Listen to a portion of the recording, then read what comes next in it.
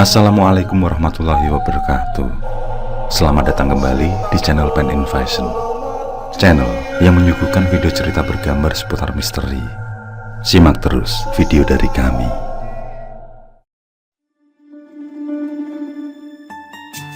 Curug Pangeran adalah salah satu curug yang ikonik di Taman Nasional Gunung Halimun Salak. Selain keindahannya, lokasi tersebut juga dikenal akan kemistisannya. Dan di curug inilah aku beserta 5 kawanku akan kembali menjelajah. Tidak hanya menyuguhkan sebuah air terjun saja, Curug Pangeran juga menyediakan tempat camping dan trekking. Berenang menjadi sebuah pilihan yang tepat bagi yang ingin menghilangkan kepenatan pikiran. Sebelum keberangkatan, aku berkoordinasi dengan salah satu penjaga Curug Pangeran bernama Kang Umeh. Beliau merupakan seorang pemuda yang ramah dan rendah hati.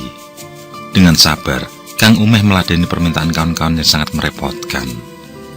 Salah satunya yakni minta lokasi yang sepi dan dekat dengan Curug Pangeran. Setelah disepakati, kami pun bersiap berangkat. Jumlah tim kami berjumlah 6 orang. Yang selain aku, ada Kian, Pacinko, Salaman, Sultan, dan Leo. Kami melakukan perjalanan dari Jakarta sekitar pukul setengah 4 sore menuju perumahan Jati Jajar Depok untuk menjemput Salaman dan Leo. Setelah itu, kami langsung melanjutkan perjalanan dengan niat untuk menghindari malam saat sampai di sana nanti. Tapi apa boleh dikata, pada akhirnya kami tetap kemalaman tiba di lokasi parkir Curug Pangeran. Terjebak macet menjadi penyebabnya, sehingga sekitar pukul 10 malam kami baru tiba.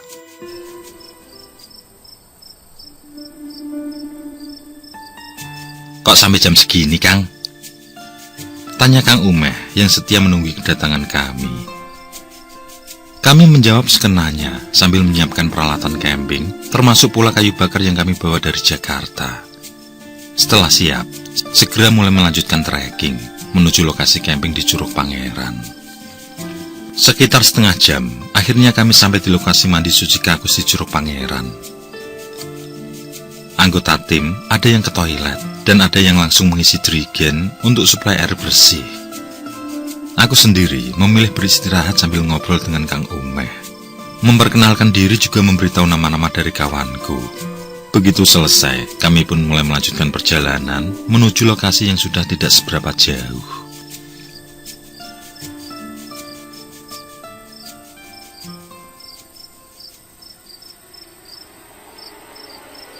Dengan bermodalkan senter, dan seperti biasa, hanya aku yang menggunakan lampu minyak tanah alias lampu anti badai. Kami naik melompati batu ke batu melewati aliran air yang mengalir. Aku yang berada di paling belakang menghentikan langkah sejenak ketika melihat sesuatu di riak arus. Seketika, detak jantungku memburu begitu melihat sesuatu yang hanyut. Benda tersebut seperti rambut panjang yang terurai. Saat mengapung cukup dekat denganku, mendadak membalik dan memperlihatkan muka seorang perempuan. Matanya putih melotot, sedangkan mulutnya tersenyum menyeringai. Sosok kepala itu mengambang melawan arus.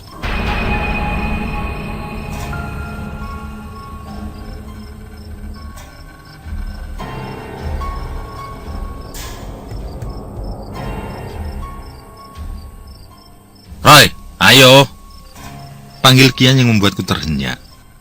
Dan bersamaan dengan itu pula, sosok tersebut pun menenggelamkan diri, hilang dalam arus yang cukup deras. Aku simpan ketakutanku. Kami pun lanjut menyusuri jalan setapak. Dan akhirnya, tibalah di lokasi. Untuk selanjutnya, kami semua beristirahat sambil minum dan makan siap saji yang kami bawa sebagai bekal. Kang Umeh ikut terlarut beristirahat. Dia juga menceritakan tentang sisi Curug Pangeran, yang dari sejarahnya, tempat ini merupakan tempat pemandian pangeran-pangeran di Pajajaran, khususnya sahabat dan Pangeran Kian Santang. Sedangkan dari sisi mistis, ada larangan berkemah di sini pada malam Jumat. Sebab pada malam tersebut, biasanya terdengar suara alat musik gamelan yang mengiringi orang bernyanyi. Kemudian akan terdengar suara kereta kencana, seolah-olah kedatangan sang pangeran. Selain kisah tersebut, ada kepercayaan bahwa siapa saja yang berenang di kolam curug ini akan segera mendapat jodoh bagi yang kesulitan. Selain larangan tidak tertulis agar tidak berkemah di malam Jumat, ada pula beberapa pantangan lain di Curug Pangeran, layaknya di beberapa kawasan wilayah pegunungan yang lain. Di antaranya adalah, jangan membuang sampah sembarangan, jangan merusak tanaman di sekitarnya, jangan memakai pakaian yang tidak sopan, dan tidak diperbolehkan membawa pulang air curug. Kira-kira itulah pantangan yang ada di sana. Curug Pangeran yang memiliki ketinggian 7 meteran ini memiliki kedalaman 4-5 meter. Ada batas tali untuk memperingatkan pengunjung yang tidak begitu mahir berenang agar tidak sampai pada kedalaman tersebut. Selain itu, perlu diperhatikan bahwa air curug di sini sangatlah dingin. Bila hendak berenang, pastikan sudah pemanasan yang cukup agar tidak mengalami kram saat berenang. Dan kalau punya nyali lebih, pengunjung bisa naik ke atas curug lewat samping. Dari sana ada tempat untuk melompat dengan ketinggian sekitar 7 meter.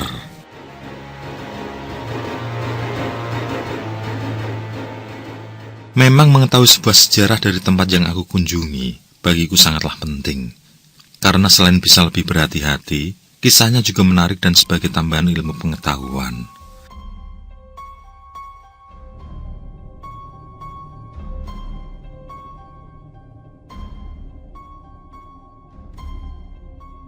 Pandanganku beralih pada bebatuan yang besar. Mataku seakan ingin duduk sambil menikmati sejuknya pemandangan Curug Pangeran dari sana. Saat hendak bangkit, Kang Umeh berpamitan meninggalkan kami. Tidak lupa beliau berpesan agar kami mengikuti aturan sebagai tamu. Untuk selanjutnya, kami mulai mencari lokasi terbaik untuk mendirikan tenda. Maklumlah, waktu itu bulan September, yang mana cuaca dalam kondisi berubah. Mulai turun hujan disertai angin. Dengan lokasi yang sempit, kami harus sebijak mungkin mendirikan tenda agar tidak roboh. Dengan bismillah, akhirnya tenda pun mulai didirikan, yang mana semua tenda berada di bawah pohon bambu yang melintang. Di saat itulah tiba-tiba aku mendengar suara tawa perempuan cekikikan.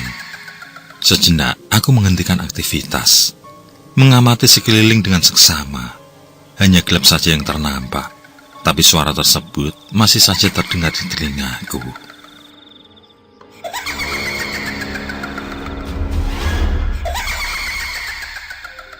"Kamu kenapa, Roy?" tanya Kian melihatku gugup. Sebisa mungkin aku menyimpan hal aneh yang kutemui. Lambat laun, suara tersebut menghilang, seiring dengan tenda yang sudah siap. Aku berdoa, semoga malam ini semua akan baik-baik saja. Di saat yang lain memasak, aku putuskan untuk tidur terlebih dahulu. Badanku terasa lelah setelah menyetir dan terjebak macet. Sebelum benar-benar tertidur, pikiranku melayang pada sosok kepala di arus tadi. Jelas sekali kalau itu memanglah kepala dan memiliki wajah. Tapi rasa kantuk mengalahkan kengerian di otakku. Tidak butuh waktu lama, aku langsung terlelap. Sekitar pukul 12:30 dini hari aku terjaga. Dalam kesadaran yang belum sepenuhnya, terdengar di luar tenda sangatlah riuh. Yang membuatku aneh adalah kebanyakan merupakan suara perempuan, sedangkan tidak ada wanita dalam timku. Untuk menuntaskan rasa penasaran, aku pun segera bangkit menuju keluar. Tapi yang kutemui hanyalah keheningan malam.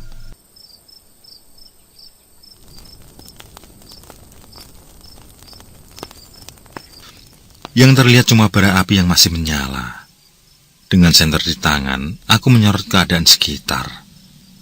Senter sana, senter sini, tapi tidak ada siapapun. Lalu, dari mana suara keramaian yang kudengar? Tanpa berlama-lama, aku kembali masuk ke dalam tenda. Untuk sejenak, suara derit bambu masih terdengar jelas.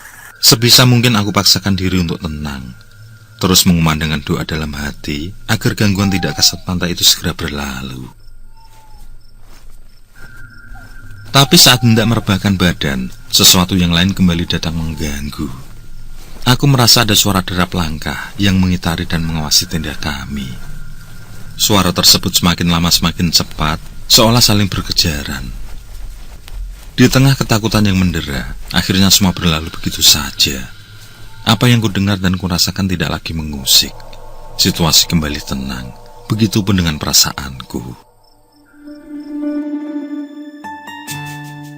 Pagi pun menyambut. Kian bangun terlebih dahulu untuk memasak sarapan, diikuti Pacinko dan salaman. Aku sendiri menjadi yang terakhir. Kami menikmati panorama dengan cara kami masing-masing. Ada yang main ke curug, ada yang hunting mencari kenalan pengunjung lain, dan sisanya duduk bersantai denganku, menikmati suasana vegetasi hutan di Curug Pangeran yang terasa sangat padat. Dan suasana pun semakin ramai. Keadaannya sangat jauh berbeda antara malam dengan siang hari. Pengunjung mulai bertebaran sangat riuh, dan mataku menangkap salah seorang wanita yang berdiri di tepian curug. Saat kupandangi dengan seksama, aku teringat dengan sosok kepala di derasnya arus kemarin. Aku masih ingat bagaimana rupanya, dan perempuan itu sangatlah mirip. Yang membuatku bergidik, meski di pagi hari, rambut dan pakaiannya sangat berbeda dengan orang lain. Rambutnya yang panjang dibiarkan terurai, sedangkan pakaiannya memakai daster selayak berada di rumahnya sendiri. Aku semakin terheran, karena pakaian yang dikenakan juga tidak basah, terciprat pengunjung di sana. Saat menoleh ke arahku, barulah aku tersadar kalau sosok itu bukanlah manusia. Terlihat wajahnya pucat pasi dengan mata putih semua. Ini, Rai. Kian yang membawakan segelas teh hangat membuatku terhenyak. Dan di saat itu pula, sesosok gaib tersebut lenyap dari tempatnya. Mendekati pukul 4 sore, para pengunjung mulai berkurang. Kami yang baru kembali dari jalan-jalan menemui kondisi sudah sepi. Kabut mulai turun, seakan memberi pesan bahwa akan turun hujan. Tapi untuk kami, hal itu tidak menjadi masalah. Karena sejatinya, kami justru menyukai tantangan. Dan benar saja, selang 30 menit kemudian hujan pun mulai turun. Dengan semakin besarnya curah hujan, kami mulai masuk ke dalam tenda masing-masing. Kecuali Leo, si playboy cap jengkol itu justru asik hujan-hujanan di luar tenda. Seperti masa kecilnya kurang bahagia saja. Akan tetapi, saat hujan semakin membesar dan mulai tidak bersahabat, dia masuk tenda seperti ketakutan. Secara kebetulan, yang dimasuki adalah tendaku.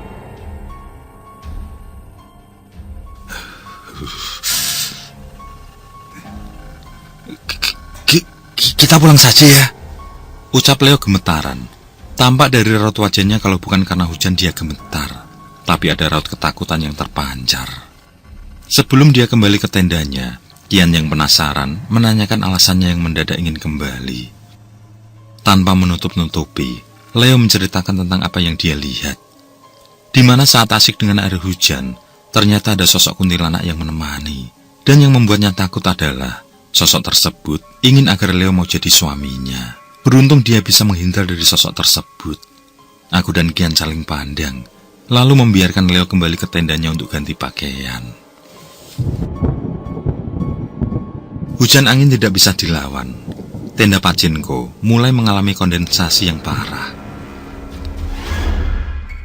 Air mampu menembus tenda mereka, sedangkan tenda Salaman mulai bocor. Begitupun dengan tendaku yang mulai mengalami masalah. Apalagi tenda milikku adalah satu-satunya tenda yang kekuatannya terdapat pada pasak. Awalnya kuat karena tanah kering, namun sekarang tanah mulai basah dan lembek, sehingga pasak mulai tercabut. Keadaan kami semakin genting, karena hujan seakan memang menghajar tenda kami. Dan kekhawatiran pun mulai terjadi, yakni tendaku mulai kisut, karena beberapa pasak keangkat akibat tanah yang menjadi lembek. Meskipun begitu, aku dan Kian yang satu tenda tetaplah bertahan di dalam. Semakin malam hujan pun menunjukkan kelelahan. Kami pun mulai menyalakan penerangan masing-masing di dalam tenda, kecuali lampu anti badai yang sejak kemarin malam tetap menyala dan berada di luar sebagai titik tengah. Sejenak kemudian, aku dikejutkan dengan suara tawa cekikan yang entah dari mana sumbernya. Suara hujan yang sangat deras tidak lagi terdengar, berganti suara menyeramkan yang membuat bulu kuduku berdiri.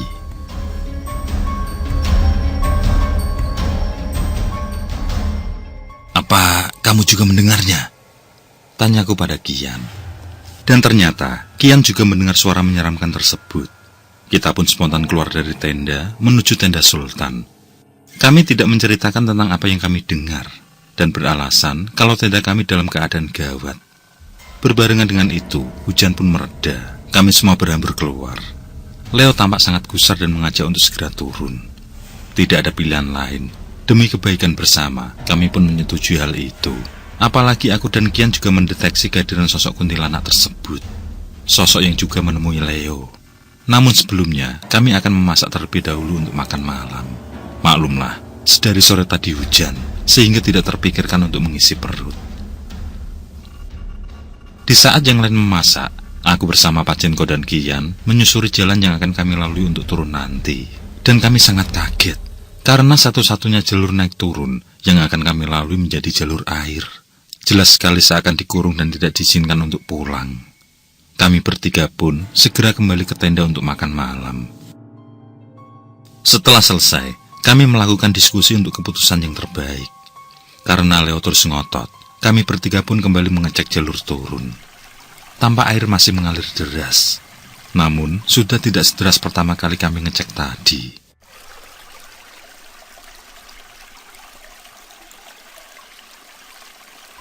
Dan akhirnya, malam itu pun kami akan turun. Tepatnya sekitar pukul 9 malam. Kami sempat dilema karena takut pada saat packing, hujan lebat kembali turun. Tenda pun tidak lagi kami lipat seperti awal, tapi asal kami lipat yang penting cepat. Di saat semuanya mulai bersiap, tiba-tiba Leo berteriak sangat keras. Dan apa yang kami lihat sungguh sangat menegangkan. Sosok kuntilanak berada di samping Leo, seakan menagih janji padanya. Dan meski kami banyak jumlah, namun nyali kami tetap ciut. Begitu Leo berlari menuju jalan turun, kami pun segera menyusulnya.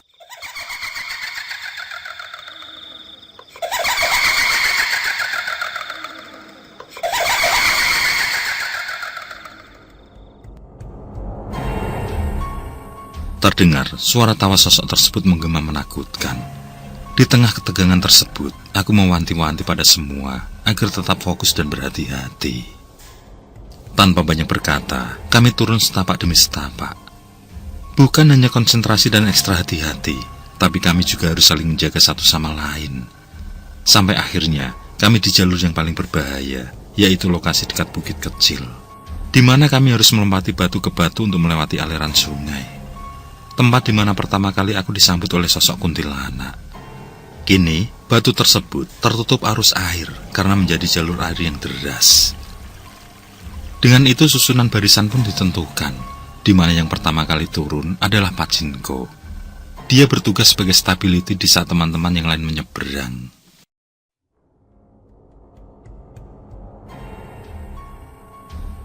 Keadaan semakin tegang ketika muncul kepala kuntilanak yang mengapung. Semua berteriak gugup dan ketakutan. Namun keberuntungan berpihak pada kami. Semua berhasil melewati bebatuan dan sosok tersebut tidak mengganggu kami. Sosok itu hanya mengawasi dengan mimik wajah yang dingin. Hujan yang kembali turun tidak lagi kami pedulikan. Selama perjalanan, suasana sangat gelap gulita. Kami semua hanya fokus dengan pencahayaan yang kami bawa masing-masing sambil melihat jalan yang kami pijak. Dan seperti biasa, aku berada di bagian belakang sebagai sweeper dengan lampu anti badai. Sampai akhirnya, kami semua sampai di pintu gerbang. Syukur alhamdulillah, mampu menerjang semua rintangan. Kami bergegas ke parkiran mobil dan meletakkan semua barang-barang. Lalu mencari toilet untuk membersihkan diri serta mengganti baju kami yang basah, karena memang masih turun hujan.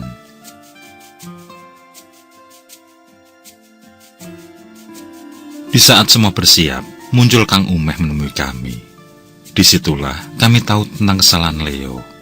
Playboy Cap Jengkol itu memberitahukan jika dia berkenalan dengan seorang wanita siang tadi, yang mana sebelumnya dia mandi di Curug Pangeran sambil minta agar didatangkan seorang wanita padanya. Dan mungkin sosok yang dia kenal sebagai Santi adalah jelmaan sosok kuntilanak. Mendengar itu, Kang Umeh tidak berkata banyak. Dia hanya menyuruh kami mampir untuk memberi penangkal pada Leo. Tujuannya adalah agar dia tidak lagi dihantui sosok tersebut. Setelah diberi sebuah kembang kantil untuk disimpan, dan jika kering nanti disuruh membakar, kami pun berpamitan pada Kang Umeh. Pulang kembali ke Jakarta dengan pengalaman yang baru. Banyak gunung yang kami daki dan jelajah, namun entah kenapa kami jatuh hati dengan tanah nasional Gunung Halimun Salak, di mana terkenal dengan keindahan curugnya, sehingga mendapati julukan Sewu Curug.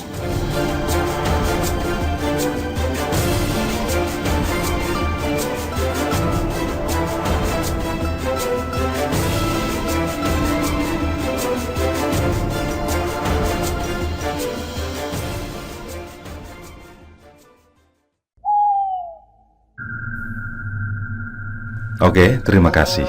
Semoga kawan-kawan terhibur, dan untuk ke depan, semoga channel ini bisa lebih baik lagi. Akhirul kalam, wassalamualaikum warahmatullahi wabarakatuh. Sesandingan hormat kali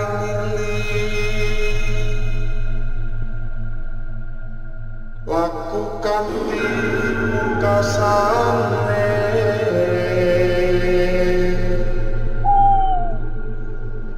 andap kersanengku